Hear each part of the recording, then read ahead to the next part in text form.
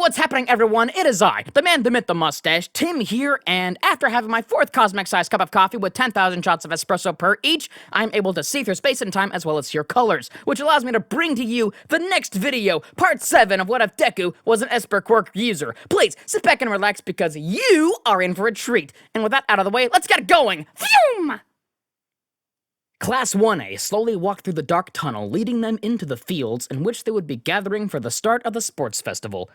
Feeling a small knot of anxiety forming in his stomach, Midoriya mentally ran through the Fibonacci sequence, the mathematical equation drawing his attention from the mounting event. Axei exited from the darkness. The freckled Esper gulped slightly at the humongous crowd that began cheering for them upon Present Mike's introduction, who proceeded to wince at how negligible he made the other courses sound with his less enthusiastic intros. Finally, Midoriya let out a breath he didn't know he was holding as the first year of UA stood together side by side, as Midnight began the opening speech of the festival. Now all he had to do was put his focus on the first event. And now, a word of inspiration from one of our students, Izuku Midoriya! The juniper-haired boy swore he could feel his heart stop for a moment at the sudden announcement.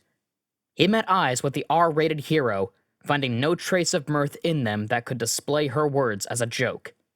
With a heavy sigh, the psychic teenager went up to the podium where a mic stand was left for him. My, what an honor it is to speak at the beginning of such a grand event. I only wish someone had let me know beforehand that I was receiving said honor. His glowing green eyes darted at the UA staff member next to him, glaring for a second before flashing back to the crowd in front of him.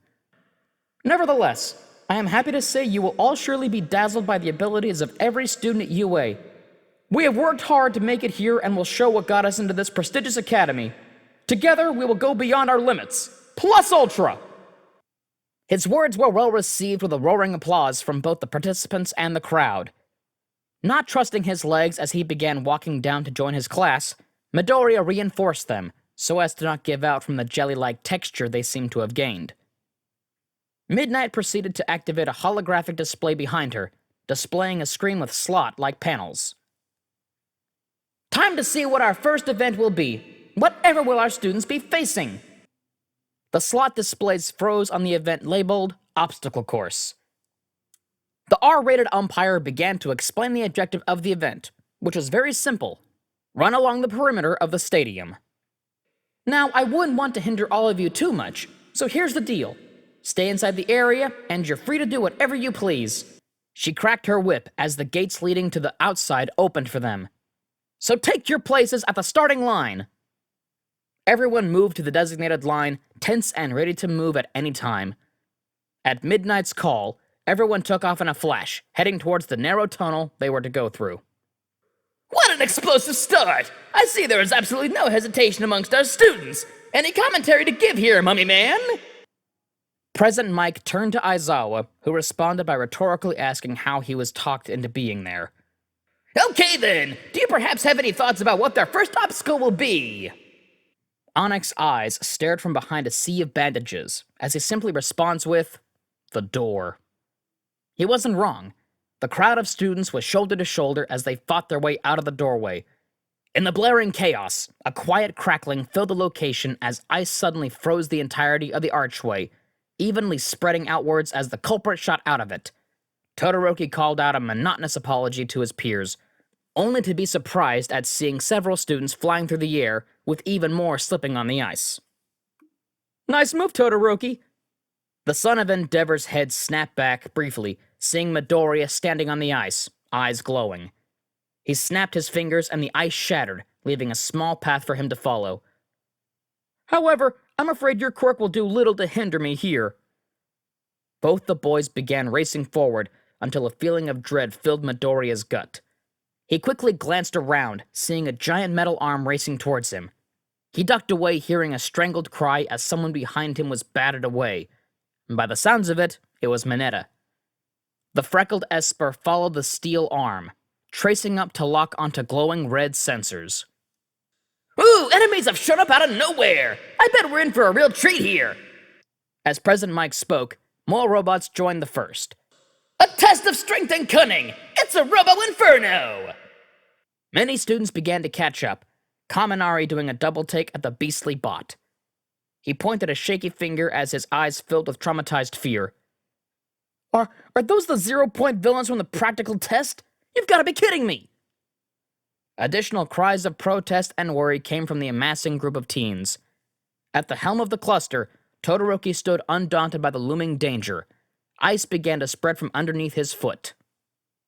So this is what the other students faced during the entrance exams. Along his arm, more ice accumulated. They obviously went through a lot of trouble, but I wish they prepared something a little more difficult. Especially since my dear old dad's watching. Sheets of ice spread out in a glacial tsunami, engulfing one of the mechanical beasts and crystallizing it into staying put. The powerful boy took off with no hesitation, as some called that they could pass through as well. Careful. I froze them while they were off their balance, on purpose. The chunks began cracking as the whole thing tilted over, threatening to crush those who were too close. A plume of dust flew into the air and obscured the view of those watching. That's Todoroki from Class 1A, pulling ahead to an early lead with a devastating display. The eccentric announcer passionately stood up. Oh, but what's this? The robots seem to be moving again! A green hue enveloped one of the metal appendages of the robo-villain, ripping it off and hurling it at another nearby robot. With the path cleared, Midoriya continued, sprinting onward to catch up with Todoroki. Close behind him followed an explosive blonde, blasting away any 0-pointers that came close. Another incredible move from 1A! This time from their teenage genius, Izuku Midoriya! President Mike leaned over to Aizawa. What are you feeding that kid, Eraserhead? The teacher of 1A refused to take away any credit from his students, claiming that their power and technique was a result of their own hard work and training. Despite his teacher's compliment, Bakugo felt slightly ticked at the vocal hero's focus on his childhood friend. This video is sponsored by Skillshare. With the services Skillshare provides, you can get access to many in-depth tutorial videos on basically anything you want to learn. Each class that they have is bound to help you with your creative endeavors. Do you want to learn how to make videos like this one? Do you want to learn how to write scripts or edit audio? Skillshare has you covered. And with our link, you can have a 14-day free trial. So what are you waiting for? Click the link now and get 14 days worth of classes free. Link in the description below. Well, I sure hope they're ready for more, because we are now approaching the next obstacle, the fall! The front-running three quickly discovered what he meant as they arrived at a giant pitfall with several giant rock pillars standing tall. They all hesitated for a moment before Todoroki created an ice bridge along one of the nearby cables, moving forward. Not to be outdone, Bakugo was quick to follow, using his explosions to form a pseudo-flight technique. The Esper stood still, thinking quietly to himself. Midoriya briefly watched as a pink-haired girl from the support class began her own path across the obstacle. The UA announcer began questioning why the psychic had suddenly stopped. Oh well, I guess I'll have to reveal this trick sooner rather than later. A green glow enveloped Midoriya, letting him float off of the ground. He smirked, his eyes glowing bright as he then soared across the veritable canyon, eyes narrowed in determination. Ahead of him, it seemed that his two classmates had arrived at their next hurdle. And here we are at the last obstacle, and everyone had better tread carefully. Two gigantic signs were displayed for all to see at the beginning of the hurdle. Because you're stepping into a minefield! A quick rundown of the non-lethality of the mines was made so as to not worry the crowd too much. The rather sadistic-sounding tone of President Mike's voice made some think otherwise. Humongous pink explosions launched students into the air, relatively unharmed. Further up, Todoroki's frustration began to build as he realized that the final part of the course was an impediment to those in the lead. A booming sound drew his attention to the second-place competitor. It's over now, Icy Hot! Your declaration of war was to the wrong person! Bakugo threw a punch at Todoroki, the blaring sounds of their fight distracting them from a faint hissing. The duo were too solely focused on their fight, ignoring the presence of someone tailing them. In a flash of glowing, brilliant emerald, Midoriya zipped right by. What the hell? You can fly, Brainiac? Oh, please, Kacchan. Did you think you were the only one who would gain some sort of flight ability? The jungle-haired adolescent soared higher into the air, letting his flight go for a second, and allowing himself to fall so he could refocus his psychic abilities. You know, the best part about your shock is I don't even think you realized mine is better than yours. He sent a pulse out towards Bakugo, which caused the latter to crash into Todoroki. Midoriya quickly caught himself a few inches from the ground and propelled himself faster with the momentum. His two opponents were quick to recover, however. I'm gonna blow you to bits, you damn nerd! Both Todoroki and Bakugo pursued their genius classmate, not seeing the slight smirk on his face. All three approached the finish line at blinding speeds, both Todoroki and Bakugo just behind Midoriya. Until he flew upwards in a loop, allowing both of them to pass him before he claimed his own victory. Huh? What a shocking turn of events! Izuku Midoriya has thrown away first place, letting Katsuki Bakugo take it and Shoto Todoroki take second! President Mike could not contain his shock. What on earth would possess him to make such a choice? Yeah, nerd, why the hell did you throw the race like that? Oh, Kacchan, I just put a little bit of research into the sports festival and some of the patterns they seem to keep. Upon seeing confusion on Bakugo's angry face, Midoriya chuckled.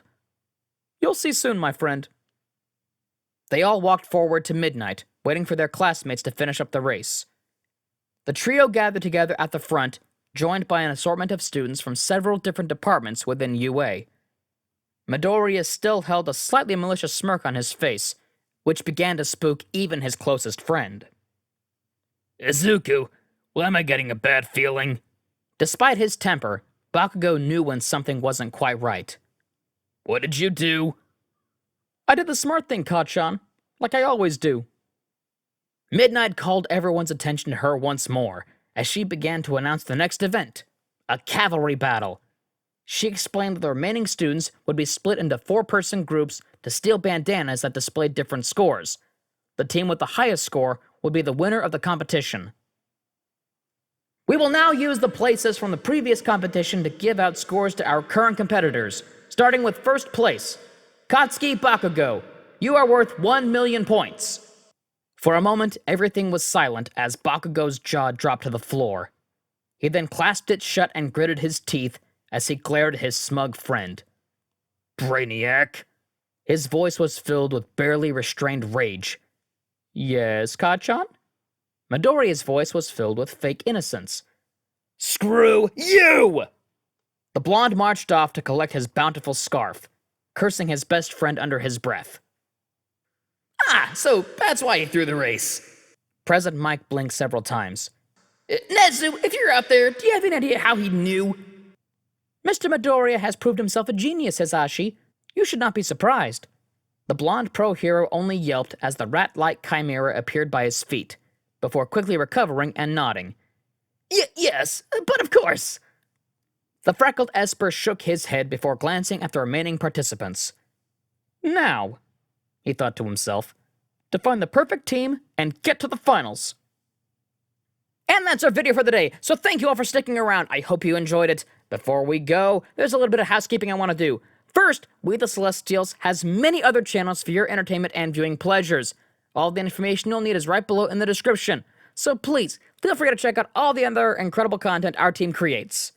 Second, on behalf of We the Celestials, I want to thank everyone involved in the production of today's awesome content. Their details are also in the description. That's it for today's video, so thank you all for watching, and have an amazing day. And as always, be kind to yourselves, be kind to others, and stay awesome. This has been Tim, Mustache out.